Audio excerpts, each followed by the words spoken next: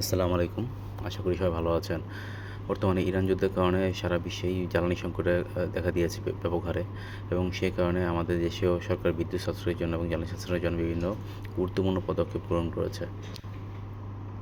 তার পরিপ্রেক্ষিতে সরকার দিনের আলো বেশিভাবে ব্যবহার করার জন্য বিদ্যুৎ বাতি জাতীয় পরিহার করার যে ব্যবস্থা করেছেন। অপ্রয়োজনীয় লাইট, ফ্যান, এসি এগুলো বন্ধ করতে বলেছেন। এসির তাপমাত্রা 25 ডিগ্রির নিচে রাখতে বলেছেন। উপরে রাখতে বলেছেন। তারপর আপনার সার কারখানা বন্ধ রেখেছে গ্যাস সংকটের কারণে। অতিরিক্ত আলোকসজ্জা বন্ধ করে রেখেছেন। আপনার গ্রামে বেশি বেশি লোডশেডিং হচ্ছে, সেই কারণে আপনার শহরে লোডশেডিংয়ের কথা চিন্তা করছে সরকার, যাতে সামঞ্জস্য রাখা যায়। আপনার মসজিদে আপনার তালা ঝুলানো হয়েছে বিদ্যুৎ সাশ্রয়ের জন্য। আপনার তারপরে যেটা হচ্ছে আপনার অনেক জায়গায় দেখা গিয়েছে আপনার অনেকক্ষণ লাইনে দাঁড়িয়ে থাকার কারণে আপনার লোকজন অসুস্থ হয়ে যাচ্ছে গরমের কারণে। গ্রামাঞ্চলে বেশি লোডশেডিং হচ্ছে, কিন্তু তারপরেও দেখা যাচ্ছে যে কোনো সমাধান হচ্ছে না। কিন্তু অপরদিকে আমাদের শহরের রাস্তায় এমনি দেখা যায় সরকার 4টা পর্যন্ত অফিস এবং 6টা পর্যন্ত মার্কেট এবং আপনার দোকানপাট খোলা রাখতে বলেছে, কিন্তু এরপরে বেরোলে কোথাও খোলা রাখতে পারবে 7টা না বাজে, কিছু। কিন্তু সাড়ে আপনি যদি 7টা বাজে গুলশান 2 সব বন্ধ করা হয়েছে। যে দোকানগুলো আছে রাস্তার অফিস টফিস সব বন্ধ, এটা গুলশান অফিস দোকানপাট সব বন্ধ, ফার্মেসি খোলা। বিজনেস করে যাচ্ছে, আপনার লাইফ ইচ্ছা মতো আলোচনা করে যাচ্ছে। এদিকে সরকারের কোনো করে কোনো দৃষ্টি দেখার কোনো প্রয়োজন আছে কিনা সেটা আমি মনে করছি না, কারণ আপনার নিজের চোখে দেখুন এগুলো দেখার কেউ নেই। এখানে আপনি দেখতে পাচ্ছেন, আপনারা দেখেন ওই যে উপরে বিদ্যুতের যে পিলার আছে সেখান থেকে আলাদাভাবে লাইন টানে সেখান থেকে আলাদাভাবে লাইন করা হয়েছে, যাতে এই রাস্তা যে অবৈধ দোকানপাটগুলো আছে সেখানে বিদ্যুৎ সংযোগ দেওয়া যায়। আপনি ভালো করে খেয়াল করে দেখতে পারবেন। এই দেখেন প্রতিটা দোকানে আর কি প্রয়োজনীয় অতিরিক্ত আলোকসজ্জা করা হয়েছে এবং লাইটের কানেকশন, বিদ্যুৎ কানেকশনগুলো দেখুন, স্পষ্ট বোঝা যাচ্ছে। এই দেখুন, আমি একটা দেখাচ্ছি। এই দেখেন, বুঝতে পারছেন? আপনার প্রতিটি আপনার এই যে লাইন থেকে পিলার থেকে নামানো অবৈধভাবে, এগুলো একসাথে কোনো মিটার নেই, সবগুলো অবৈধ লাইন। অফিসে বিদ্যুৎ সেখানে মিটার আছে, তারা বিদ্যুৎ বিল দেয়, সরকারের একটা রেকর্ড থাকে, কিন্তু এগুলোর কোনো রেকর্ড নেই।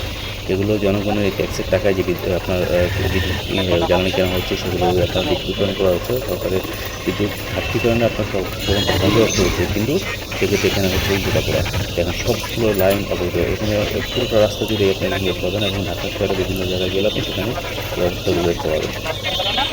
দেখেন অবস্থা, সবগুলো অবৈধ লাইন রাস্তার দুই পাশে আছে।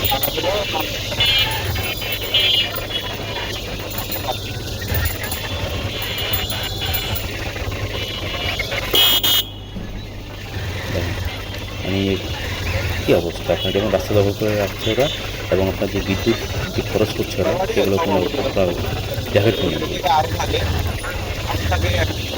একটি মানুষ বিদ্যুৎ পাচ্ছে না, গ্রামে ইচ্ছে মতো লোডশেডিং করছে বিদ্যুৎ অভাবের কারণে। দেখেন অবস্থা, এটা হলো আপনার জাস্ট একটা এলাকার চিত্র। এখানে অটোগুলো তো আছেই, এগুলো সম্পূর্ণ অবৈধ, এগুলো কোনো ট্যাক্স কিছুই টাকা পায় না। তারপরে এগুলো যদি চার্জ দেয় সেগুলো আপনার নিচ্ছে, বললাম সেটা কথা নাই বললাম, কিন্তু যে দোকানপাটগুলো আছে সবগুলো অবৈধ হয়ে যায়। যে ভ্যানের যে লাইনগুলো সবগুলো অবৈধ, এগুলো কে দেখবে?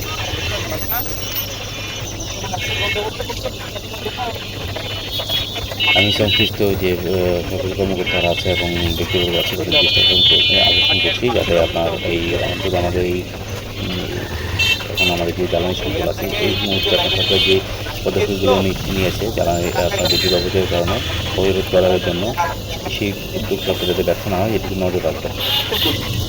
এভাবে সরকারকে বিপদে ফেলবেন না।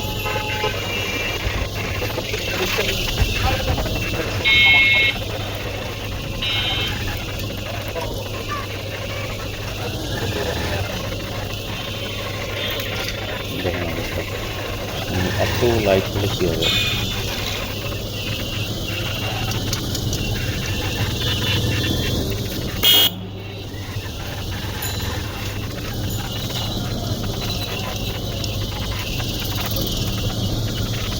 কেউ কিছু বলার নেই। আর কত হয়েছে?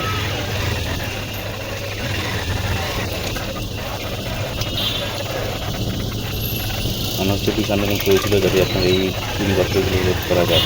তো পরিবর্তন আসে, কিন্তু কিসের কি কোনো পরিবর্তন আসে না।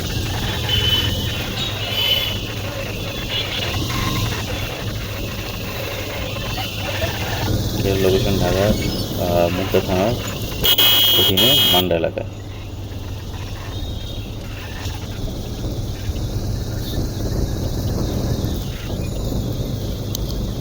আল্লাহ আমাদের সঠিক ভুল দান করুক। দেখা হবে আরেক ভিডিওতে। আসসালামু আলাইকুম।